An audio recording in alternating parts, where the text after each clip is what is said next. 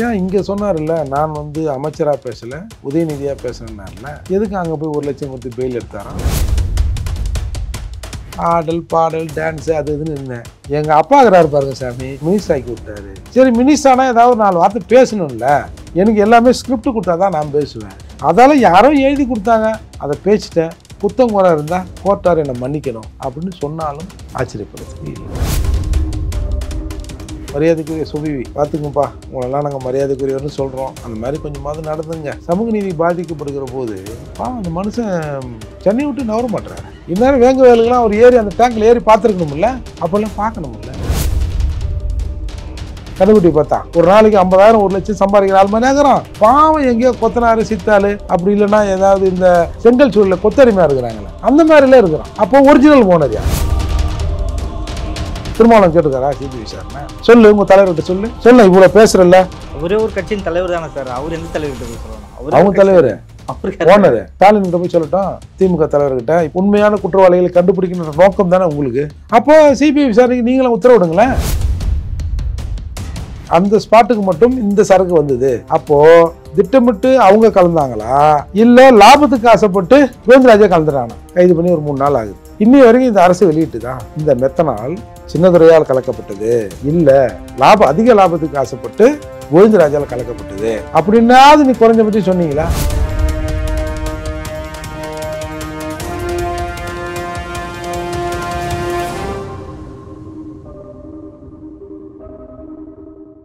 Real one நேயர்களுக்கு வணக்கம். இன்றைய நேர்காணலுக்காக நம்முடன் இணைகிறார் புரட்சி தமிழகம் கட்சியின் தலைவரும் வழக்கறிஞருமான திரு ஏர்போர்ட் மூர்த்தி அவர்கள். வணக்கம் சார். வணக்கம். கள்ளக்குறிச்சி விவகாரத்தில் தேசிய மனித உரிமைகள் ஆணையம் வந்து தாமாக முன் வந்து விசாரணையை கையில் எடுத்திருக்காங்க.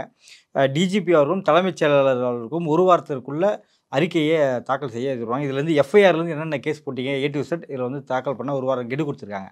எப்படி பார்க்குறீங்க சார்? இதில் ஒரு வேடிக்கை என்னென்னா, சாராய வியாபாரி தாக்கப்பட்டார். உடனே தமிழ்நாடு மாநில மனித உரிமை ஆணையம் போய் அவருக்கு அங்கே காயம் இங்கே காயம் அப்படிலாம் சொல்லிச்சு. சாராயத்தால் மக்கள் பாதிக்கப்பட்டார்கள்.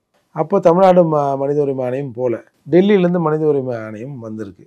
அது வரைக்கும் ஒரு சந்தோஷம். ஏன்னா இத்தனை உயிர்கள் பட்டுன்னு இந்த கோழிகளுக்கு வந்து கோழி பண்ணையில் வந்து இந்த ஏதாவது ஒரு நோய் தாக்குதல் நடப்படும். ஆட்டுப்பட்டியில் வந்து என்னடா பட்டு அப்படி தான் ஆடுங்க சாகும், மாடுங்க கோழிங்க சாகும்ல, அந்த மாதிரி பட்டுன்னு செத்துருக்காங்க. இது மிகப்பெரிய மனித உரிமை வைலேஷன் தான், இது மீறல் தான். இது ஒரு அந்த உயிரை பாதுகாக்க வேண்டியது அரசாங்கத்தின் கடமை இல்லை.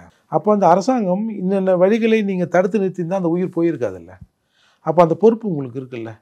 அப்போ உங்களோட அஜாக்கிரதையால் தானே இந்த மனித உயிர் இழப்பு ஏற்பட்டிருக்கு. இதுக்கு வந்து நேரடியாக அவர்கள் வந்து விசாரணை பண்ணி இது எல்லாம் ஆவணங்களை எல்லாம் வாங்கி பார்த்து அவர்கள் கண்டிப்பாக நடவடிக்கை எடுக்கணும். நல்ல விஷயந்தான் இது. நம்ம வந்து இதை பாராட்டலுக்குரிய விஷயந்தான். ஏன்னா இவங்க எடுக்க மாட்டாங்க. நீங்கள் இப்போ சுபிவி மரியாதைக்குரியன்னு சொல்லலாம்ல. பார்த்துங்கப்பா, உங்களெல்லாம் நாங்கள் மரியாதைக்குரியவர்னு சொல்கிறோம். அந்த மாதிரி கொஞ்சமாவது நடந்துங்க. அப்போது இதான் சமூக நீதி ஏதோ ஒரு பிரிவுக்கு தலைவர். அவர் சமூக நீதி பாதிக்கப்படுகிற போது அந்த மனுஷன் சென்னை விட்டு நவர மாட்டுறாரு. இந்நேரம் வேங்க வேலுக்கெல்லாம் அவர் ஏறி அந்த டேங்கில் ஏறி பார்த்துருக்கணும்ல. இல்லை ஆளை விட்டாது ஏறி பார்த்தே, என்னதா தம்பி நான் வந்திருக்கேன்பா, என்னப்பாச்சு, என்ன அந்த ஊரில் இப்படி நடக்குது அப்படிலாம் பார்க்கணும்ல. அப்படிலாம் பார்க்காத கண்டிஷனில் இன்றைக்கி வந்து மத்திய மனித உரிமை ஆணையம் வந்து ஒரு டீட்டெயில்டு என்கொயரியை நடத்தி இதற்கு வந்து தவறு செய்தவர்களை தண்டனை வாங்குவதற்கு இல்லை அதை பரிந்துரைக்கணும் தான் நானும் கேட்டுக்கிறேன். இந்த ஒரு ஸ்டாலின் அரசுக்கு இது வந்து ஒரு பின்னடைவாக இருக்காதா சார்? கவர்மெண்ட்டாக வரதுனால அதெல்லாம் ஒன்றும் பின்னடைவுலாம் இல்லைங்க. இவங்க 1000 காரணத்தை சொல்லுவாங்க. இவங்க கம்யூனிஸ்டுக்கார மாதிரி எல்லாத்துக்கும் ஒரு வியாக்காரம் வச்சுருப்பாங்க. நீங்கள் பார்த்துங்க. இப்போ தான் சொல்லிட்டாங்கல்ல, இப்போ தாங்க நடவடிக்கை எடுத்துட்டோம், ஏன்டா செத்தான் எப்படா வித்தான்றது பிரச்சனை இல்லை. இப்போங்க தோனிக்கு அங்கே பிடிச்சிட்டோம், அது இங்கே பிடிச்சிட்டோம், அது அவரை சஸ்பெண்ட் பண்ணிட்டோம், இவரை சஸ்பெண்ட் பண்ணிட்டோம். இன்னும் ஒரு நேத்தாயா வித்தாமன் 2 வருஷமாக விற்றுங்கிறானே, எங்கேயா போனீங்கன்னா நாங்கள் தான் அதுதாங்க இவன் தாங்க விற்க விட்ருக்காங்க, அதெல்லாம் அவங்க மேலே நடவடிக்கை எடுத்துட்டுங்க, ஏன் பொறுப்பு இல்லைங்க அது அப்படின்னு அந்த பொறுப்பை தட்டி கழிக்கிறாங்கல்ல. கீழ்மட்டம் வரைக்கும் நடவடிக்கை எடுக்கிறாங்கல்ல. அதால் இவங்க எல்லாத்துக்கும் அது ஒரு காரணத்தை சொல்லுவாங்க. நாளைக்கு நாங்கள் அவங்கள குடிக்க சொன்னோம், ஏன் குடிச்சு எங்கள் தாவ இருக்கிறீங்க அப்படின்னு சொன்னாலும் நம்ம ஆச்சரியப்படுறதுக்கு இல்லை. சன்னதானம் குறித்து பேசிய வழக்கிற்காக பெங்களூரு சிறப்பு நீதிமன்றத்தில் உதயநிதி அவர்கள் ஆஜராகியிருக்காரு. இந்த வழக்கை எப்படி பார்க்குறீங்க சார்? ஏன் இங்கே சொன்னார்ல, நான் வந்து அமைச்சராக பேசலை, உதயநிதியாக பேசுனேன்னார்ல, எதுக்கு அங்கே போய் 1 லட்சம் கொடுத்து பெயில் எடுத்தாராம்? பிணத்தொகை கொடுத்து பெயிலெலாம் வாங்கியிருக்காரு. நீங்கள் ஒன்றா பாருங்கள், இதில் நீதிமன்றம் தண்டனைக்குள்ளாவதுன்னு வச்சிங்களேன், சத்தியமாக எனக்கு அந்த சனாதனம்னா என்னன்னு தெரியாதுங்க.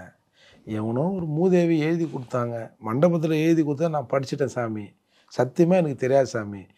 நான் எங்கேயோ வந்து சினிமா ஆடல் பாடல் டான்ஸு அது இதுன்னு இருந்தேன். எங்கள் அப்பா இருக்கிறாரு பாருங்க சாமி, எங்கள் அப்பா தான் என்னை வழியே எம்எல்ஏ ஆக்கி விட்டு என் மினிஸ்டர் ஆக்கி விட்டார்.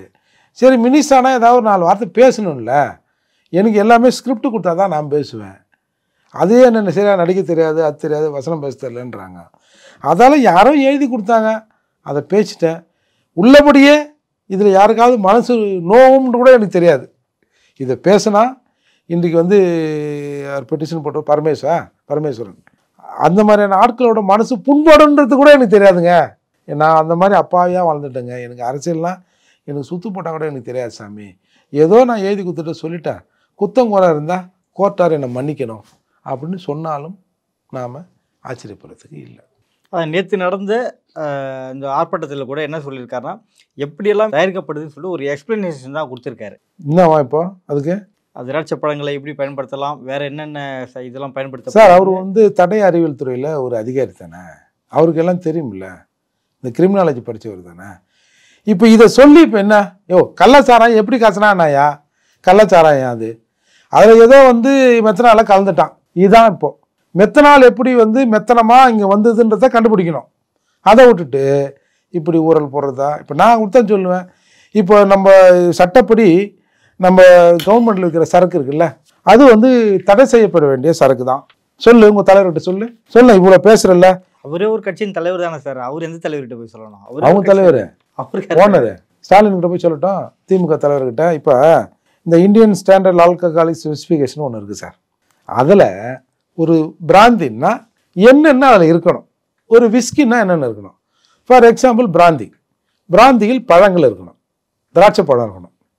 அந்த திராட்சை அப்புறம் கொஞ்சம் அந்த பட்டை அந்த இது கெமிக்கல் போட்டு அது நல்லா தானாக கெட்டு ஃபெர்மெண்டேஷன் ஆகணும். அதாவது நொதித்தல் முறையில் அது வந்து புளிக்கணும். புளித்த உடனே அதில் வந்து நீங்கள் ஒன்றும் இல்லை, நீங்கள் சாதாரண நம்ம கிரேப் ஜூஸ் இருக்குல்ல, அந்த கிரேப் ஜூஸ் ஒன்று வாங்கிட்டு வந்து ஒரு 4 நாள் ஒரு பாட்டிலில் ஊற்றி மூடி வச்சுருங்களேன். அதை திறக்கும்போது அது டப்புன்னு வெடிக்கிற மாதிரி ஒரு சத்தம் உள்ளேருந்து வரும், அந்த கேஸ் வெளியே வரும். அது ஊற அதில் வந்து அது ஃபார்மேஷன் ஆகும், அதில் வந்து ஆல்கஹால் வரும். அப்போது இதையெல்லாம் பண்ணி இதை வந்து காய்ச்சி அந்த நீராவியை ஃபில்ட்ரு பண்ணி தான் பிராந்தி வருது. இதுதான் வந்து நம்ம இந்த இந்தியன் ஸ்டாண்டர்ட் ஆல்கஹால் ஸ்பெசிஃபிகேஷன் சொல்கிற வரைமுறை. இப்போது ஒரு கூல்ட்ரிங்க்னா என்னென்ன கூல்ட்ரிங்க்ஸில் இது இருக்கணும் அப்படின்னு ஒரு இது இருக்கு இல்லையா, அந்த மாதிரி இருக்குது. இப்போ நம்ம பிராந்தி 150 ரூபா பிராந்தி இருக்கேன், அது வந்து அந்த மாதிரி வந்து தயாரிக்கப்படுதா? சொல்லுங்கள், லேபுக்கு அனுப்புங்க. இன்னென்ன விஷயம் பிராந்தின்னா என்னென்ன விஷயம் இருக்கணும்னு சொல்லுது. 150 ரூபா பிராந்தியில் அது இருக்கா? அப்படி இல்லையே. அப்போ நம்ம பிராந்தி எதுன்னா தண்ணி, ஸ்பிரிட்டு, அதான் ஸ்பிரிட்னா அந்த வடிக்கப்பட்ட மொலாசிஸ்லேருந்து எடுக்கிற எசன்ஸ், அதான் எத்தனால். அது எல்லாத்தையும் ஒன்றா சேர்ந்து கலந்து கொதிக்க வச்சு மதுவாக கலந்து கொடுத்துட்றாங்க. எங்கே இதில் திராட்சை? நாம் தான் 4 திராட்சை வாங்கி அதில் போடணும். இப்படி இருக்குது. அப்போ இந்த மது அவன் காய்ச்சனான்ல, அவன் வந்து உண்மையிலே பழத்தெல்லாம் போட்டு காய்ச்சி ஊற வச்சு கடுக்கா அது இதுன்னு போட்டு அந்த ஜனங்க வந்து குடிக்கிறாங்க. இப்போ 2 வருஷமாக அந்த மாதிரியான மது தானே விற்கப்பட்டிருக்கு. இப்போ ஏதோ ஒரு லாபத்தில் ஏதோ ஒரு இல்லை இப்படி சொல்கிறாங்க. அந்த ஊரில் ஒரு உள்நோக்கம் இருக்குது. எஸ்சி மக்கள் குடிக்கிற ஏரியாவில் மட்டும் ஏன் இந்த மாதிரி கலக்கப்பட்டது? அந்த சின்னதுரை பல கல்லாவுக்கு அவன் தான் சப்ளை பண்ணுறவன். ஏன் வந்து இந்த கோவிந்தராஜ் விற்கிற அந்த ஸ்பாட்டுக்கு மட்டும் இந்த சரக்கு வந்தது? அப்போது திட்டமிட்டு அவங்க கலந்தாங்களா, இல்லை லாபத்துக்கு ஆசைப்பட்டு கோவிந்தராஜே கலந்துட்டானா, கண்ணுக்குட்டியே கலந்துட்டானான்றது ஒரு பிரச்சனை அங்கே பேசுகிறாங்க. இப்போ இத்தனை நாள் ஆச்சு இல்லை, கைது பண்ணி ஒரு 3 நாள் ஆகுது. இன்னி வரைக்கும் இந்த அரசு வெளியிட்டு தான் இந்த மெத்தனால் சின்னதுரையால் கலக்கப்பட்டது இல்லை, அதிக லாபத்துக்கு ஆசைப்பட்டு கோவிந்தராஜால் கலக்கப்பட்டது அப்படின்னாவது நீ குறைஞ்சபட்சம் சொன்னீங்களா? மெத்தனால் இவன் பிடிச்சான், மோசஸ் பிடிச்சான், அவன் வந்து மாதேஷு, அப்புறம் இன்னொரு பேர் சிவகுமார். இப்படி அதிகாலையில் இன்றைக்கு வந்து சென்னையில் வந்து வடபழனியில் கம்பெனி வச்சுருந்த ஒருத்தர் பிடிச்சிட்டோம். எல்லாம் தலை காஞ்சவனாகிறானையா. ஒரு நாளைக்கு இவனுங்க கல்லா ஓட்டி 1 லட்ச ரூபா சம்பாதிக்கிற ஆள் மாதிரி தெரியலையே பார்த்தா அந்த இவனை கண்ணுக்குட்டி பார்த்தா. ஒரு நாளைக்கு 50,000 1 லட்சம் சம்பாதிக்கிற ஆள் மாதிரி ஆகிறான். பாவம் எங்கேயோ கொத்தனாரு சித்தாள் அப்படி இல்லைன்னா ஏதாவது இந்த செங்கல் சூழலில் கொத்தடிமையாக இருக்கிறாங்களே அந்த மாதிரிலாம் இருக்கிறான். அப்போ ஒரிஜினல் ஓனர் யார்? இவ்வளவு சம்பாதிச்சா அந்த தெம்பு அந்த தெனாவட்டு அவங்ககிட்ட இருக்கும்ல. பாவமாக இருக்கிறானே. இந்த சம்பவம்லாம் நடக்கும்போது அவன் எங்கடானா அவன் எங்கேயோ குடிச்சு எங்கேயோ ஊந்து கந்துக்கிறான் ரோட்டில் ஒரு பப்ளிக் டாய்லெட்னாண்ட. அப்போ எப்படி இது? அப்போ இதற்கு பின்னால் என்ன இருக்கிறது? நீங்கள் லோ லெவலில் மட்டுமே அங்கே போனார், இங்கே போனார், அதை எடுத்தார், இதை எடுத்தார், இதை ஊற்றினார், இதை கலக்கினார், இந்த ஊருக்கு நாக்கில் தடவினார், இவனை தானே பிடிக்கிறீங்க. இந்த பாட்டி சுண்டல் விற்றுந்தாங்க, இவன் கருவாடு விற்றான், இவன் கோழிக்கால் அந்த சரக்கரையான விற்றான், இவங்கள தான் பிடிக்கிறீங்களே தவிர அதை தாண்டி இது ஒரு பெரிய நெட்வொர்க்காக இருக்குது. இந்த மாதிரி பல ஓனர்கள் இருப்பான். இவருக்கு யார் மெயின் ஓனரு? ஏன் கலெக்டர் ஏன் பொய் சொன்னார்? மதுவால் இறந்த பிறகும் கலெக்டர் ஏன் இவங்க மதுவால் சாவலன்னு சொன்னாருன்றத வெளியே கொண்டாடணும்ல. அப்போ மாவட்ட நிர்வாகமே இந்த இறப்பை பெருசா இருக்காது மறைச்சிருவோம் அப்படின்னு நினைச்சதுக்கு காரணம் என்ன? அது பின்னாடி இருந்தவர் யார்? இதையெல்லாம் வெளியே கொண்டு வந்தா தானே இந்த நெட்வொர்க்கை அழிக்க முடியும். நீங்க வந்து ஆள்க இந்த மெத்தனால கொடுத்தவன், அதை வாங்கினவன், கலக்கினவன், குடிச்சவன், சுண்டல் வித்தவனோட நிப்பாட்டிங்கன்னா எப்படி அது எப்படி முழுமையான நடவடிக்கையா இருக்க முடியும்? அதாவது தான் நீங்க வந்து சிபிஐ விசாரணை வேண்டும்னு கேட்கறாங்க. திருமாவளவன் கேட்டுக்காரா சிபிஐ விசாரணை? இன்னைக்கு பிஜேபி கேட்குது, அதிமுக கேட்டிருக்கு. பல பேர் சிபிஐ விசாரணைக்கு வேணும்னு கேட்குறாங்க. ஏன் கலெக்டர் மறைச்சா எனக்கு உண்மை தெரியணும் அப்படின்னு சிபிஐ விசாரணை வேணும். நம்ம ஊர் போலீஸ் விசாரிச்சா இது வெளியில் வராதுன்னு எல்லாரும் நினைக்கிறாங்க. இப்போ அரசுக்கும் நோக்கம் என்ன? இதை வந்து அழிக்கணும், உண்மையான குற்றவாளிகளை கண்டுபிடிக்கணுன்ற நோக்கம் தானே உங்களுக்கு. யாரையும் காப்பாற்றணும்னு நீங்கள் நினைக்கல. அப்போ சிபிஐ விசாரணைக்கு நீங்களும் உத்தரவிடுங்களேன். அதாவது என்னோட ஆட்சியில் நான் வந்து டாஸ்மார்க்கை திறந்து வைப்பதே கள்ளச்சாராயம் இருக்கக்கூடாதுன்றதுக்காக தான். என் வார்த்தையை மீறி எந்த நாயிடாவன் இந்த கள்ளச்சாராயத்தை காய்ச்சினவன், எவன்டா அங்கங்கே சப்ளை பண்ணவன், அவன் கழுத்தை நெருக்கி நம்பர் அப்படின்னு விசாரணையை உயர்மட்ட விசாரணையான சிபிஐக்கு தான் நீங்கள் உத்தரவிடணும். இப்போ உங்களுக்கும் தெரியுமில்ல கலெக்டர் பொய் சொல்லியிருக்காருன்னு, பொய் சொன்னார்னு தெரியுது இல்லை. அப்போ என்ன பண்ணணும்? என்னையும் மீறி எவனோ கலெக்டர் இயக்கியிருக்கான், நான் தான் இந்த நாட்டின் முதல்வர், எனக்கு தெரியாமல் எவனோ ஒரு முதல்வர் மாதிரி இங்கே ஆக்ட் கொடுக்குறான் பொழுது அந்த நாயை நான் பிடிக்கிறேன் அப்படின்னு நம்முடைய முதல்வர் நினைக்கணும்ல. அப்போ அதுதானே வந்து இது வந்து முழுமையாக கோர் ஆஃப் ஆக்ஷனாக இருக்க முடியும். சும்மா வந்தவன், எட்டி பார்த்தவன், கூட நின்னவன், சிரிச்சவன், இவனை பிடிச்சா மட்டும் போதுமா?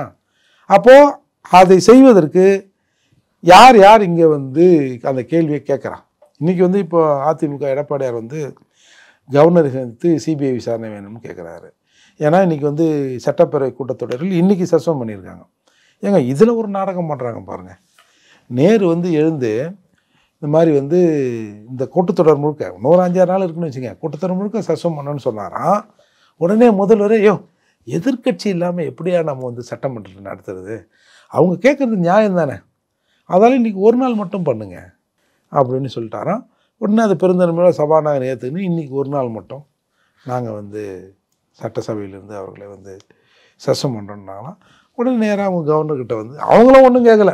அவங்களும் இந்த குறிப்பிட்ட ஆளை சொல்லி இவன் தான் விற்றான், இவனை கைது பண்ணு, இல்லை இவன் தான் காரணம், இவனை கைது பண்ணு, அவன் திமுக காரன், இவன் வந்து அந்த காரன், அந்த கட்சிக்காரன், இந்த கட்சிக்காரன், உங்கள் கூடக்கிற கட்சிக்காரன்லாம் அவங்களும் சொல்ல. பொதுவாக சிபிஐ விசாரணை வைங்க, இதில் பல சந்தேகங்கள் வந்து எழும்புது அப்படின்னு. அப்போ நான் ஊர் மக்கள் சந்தேகத்தையும் ஒன்று சொன்னேன் இல்லையா, ஏன் குறிப்பிட்ட இந்த இடத்துல மட்டும் இது கலக்கப்பட்ட சாராயம் விற்கப்பட்டிருக்குன்னு. அப்போ ஊர் மக்கள் ஒரு சந்தேகம் சொல்கிறான், கலெக்டரு பொய்யை மாற்றி சொல்கிறாரு, இவங்க விசாரித்த வரையில் வந்து வேறு மாதிரியாக சொல்கிறாங்க. அப்போ ஆளுக்கு ஒன்று சொல்கிறதால சென்ட்ரல்லேருந்து ஒரு ஃபோர்ஸ் வந்து இதை விசாரித்தா உண்மை வெளியே வந்துடும். அப்போது உண்மையிலே அவங்க இதோட ஆரம்ப புள்ளி எங்கன்னு கண்டுபிடிச்சாங்கன்னு வச்சுங்க. அந்த மாதிரியான புள்ளிகள் பல இடங்களில் எவன் முக்கிய புள்ளின்ற பேரில் இருக்கிறான் அவனை துரத்தி பிடிச்சோம்னா விஷயம் முடிஞ்சிடும்ல.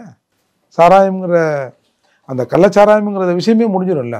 இப்போ கள்ளச்சாராயத்தில் டெய்லி சாகலை, ஒரு நாள் தான் செத்தான், 2 வருஷம் நல்லா தானே குடிச்சிட்டேன், எல்லாம் தெம்பாக தானே இருந்திருக்கான். இருந்தாலும் அந்த ஒரு நாளுங்கிறது ஒரு மிகப்பெரிய சோகமாக மாறி நிற்குது. அதால் நாம் இதை ஒழுங்காக நடவடிக்கை எடுக்கணுன்ற எண்ணம் இவங்களுக்கு இல்லை. அதை கேட்பதற்கான திராணியும் இந்த கூட்டணி கட்சிகள் என்ற பேரில் இருக்கிறவங்களுக்கு இல்லை. நடப்பு அரசு பல்வேறு கருத்தில் நியமிக்கிறேன்.